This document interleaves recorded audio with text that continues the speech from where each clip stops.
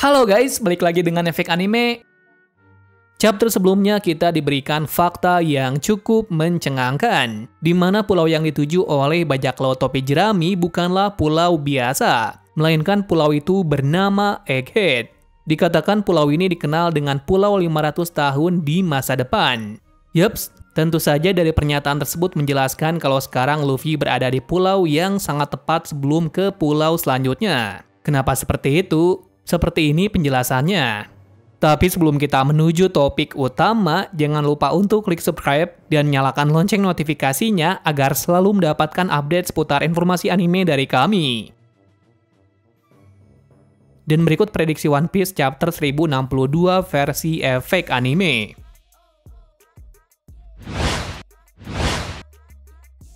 Untuk mengawali pembahasan mengenai Pulau Egghead, kita mulai dulu dari Caesar. Nah, kenapa kita membahas mengenai Caesar? Alasannya sudah pasti ada hubungannya dengan pulau tersebut.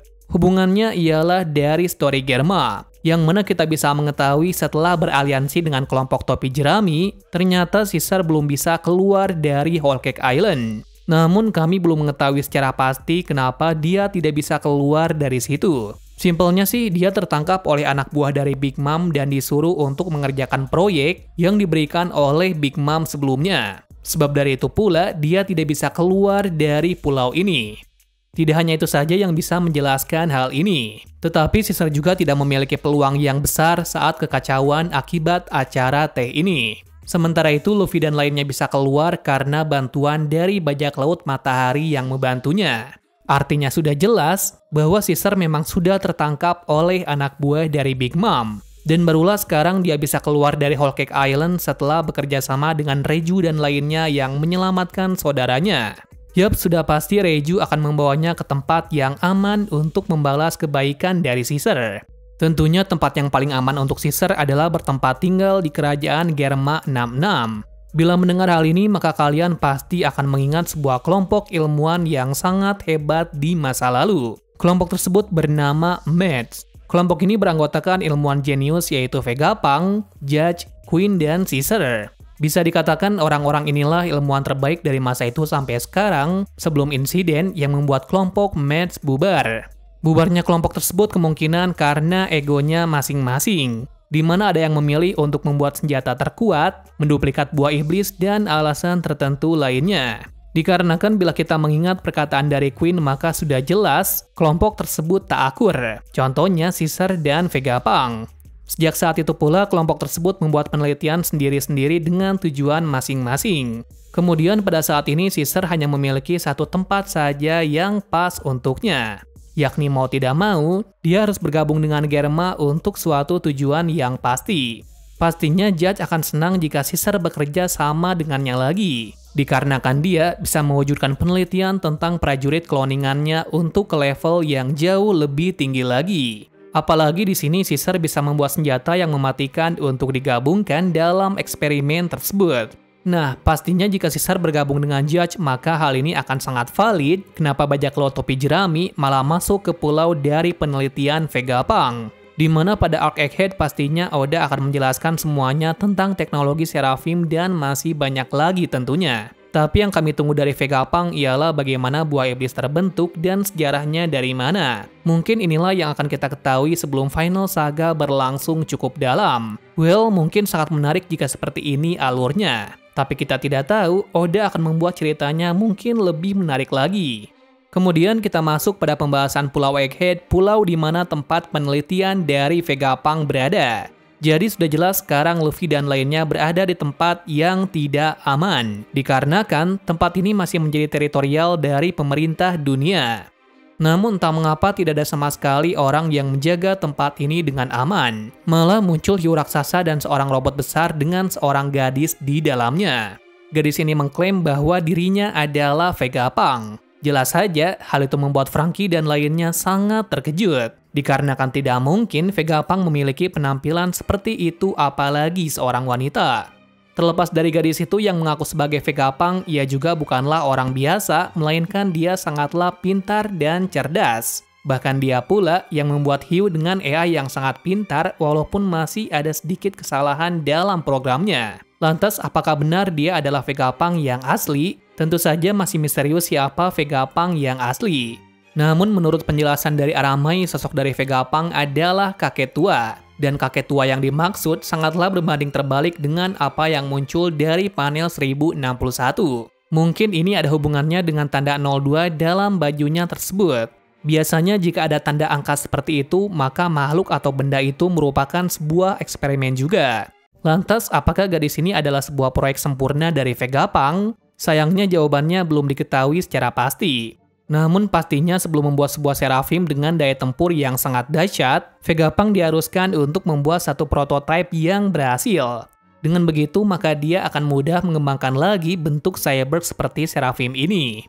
Kalian sudah mengetahui bahwa Seraphim menggunakan DNA dari beberapa Shichibukai dan campuran dari ras Lunarian. Dari kesimpulan ini sudah menjelaskan untuk membuat sebuah robot yang canggih dan pintar bukanlah hal mustahil bagi Vegapunk.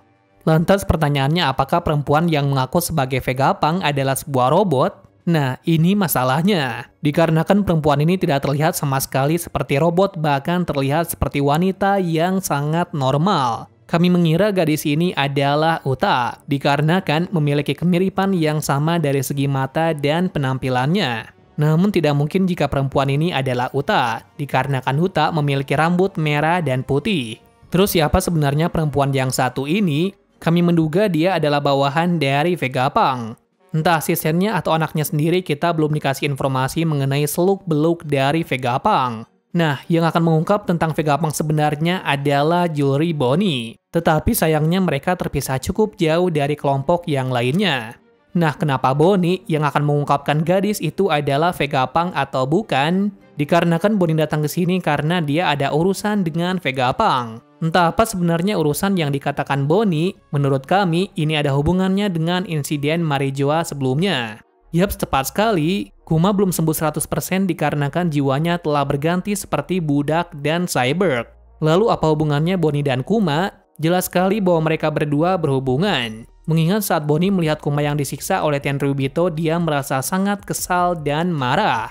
Akan tetapi dia tidak bisa berbuat apa-apa di situ. Nah, setelah para petinggi revolusi berhasil membawa Kuma, Bonnie pun berinisiatif untuk mendatangi Vegapunk untuk mengetahui cara mengembalikan Kuma seperti sebelumnya. Jadi jelas sekali hal ini akan sulit untuk dilakukan, dikarenakan Bonnie benar-benar mau menantang pemerintahan dunia.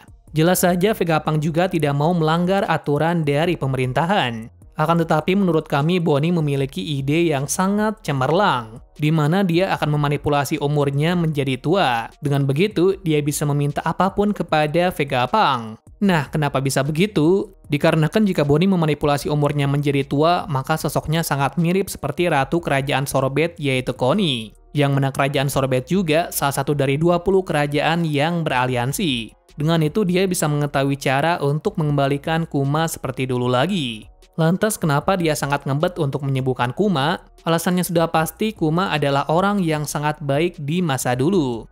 Dikatakan pada masa lalu Kuma adalah seorang raja dari suatu kerajaan, tak lain dari Kerajaan Sorbet. Nah, ini ada hubungannya dengan Bonnie yang berasal dari South Blue, yang mana dia mungkin juga dari kerajaan tersebut.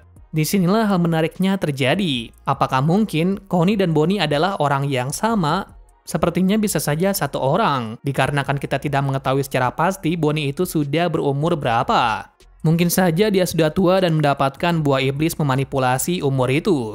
Tentunya berkat kekuatan yang sangat spesial tersebut dia bisa menjadi muda lagi. Bila tidak begitu, maka dia juga salah satu keturunan dari Kerajaan Sorbet. Entah seperti apa masa lalunya itu, setelah mendengar berita dari Kuma menjadi bagian dari Shichibukai, barulah di situ Bonnie memutuskan untuk berlayar menemuinya. Sebab dari itulah saat dia mengetahui Kuma berada di Marijoa dan dijadikan budak, Bonnie menggunakan kekuatan manipulasi umur untuk bisa masuk ke dalam Marijoa tanpa ketahuan. Beruntungnya dia bertemu dengan Sabo dan petinggi revolusi lainnya. Mungkin itulah garis besar alasan kenapa Bonnie mau membantu Kuma. Well, mungkin itu saja yang bisa kami bahas untuk hari ini. Berikutnya cerita akan lebih menarik lagi nih guys, di mana Bonnie juga akan menjelaskan tentang apa yang telah terjadi pada insiden itu dan kenapa Sabo melakukan kejahatan tersebut. Dengan hal ini pula, Luffy akan tenang kembali dalam beberapa waktu ke depan. Selain itu juga, alasan kenapa Luffy dan Jinbei berpisah dengan kru lainnya mungkin ada hubungannya dengan Helmeppo yang ada di dekat pulau itu. Yakni jika Helmeppo bertemu dengan Luffy, maka dia akan meminta Luffy untuk membantunya menyelamatkan Koby. Jelas saja Luffy akan menerima dengan senang hati untuk menyelamatkan temannya itu. Lalu akankah Helmeppo bertemu dengan Luffy dan lain-lain nantinya? Kita nantikan saja chapter ke depannya. Terima kasih sudah menonton video ini dan sampai jumpa di video selanjutnya.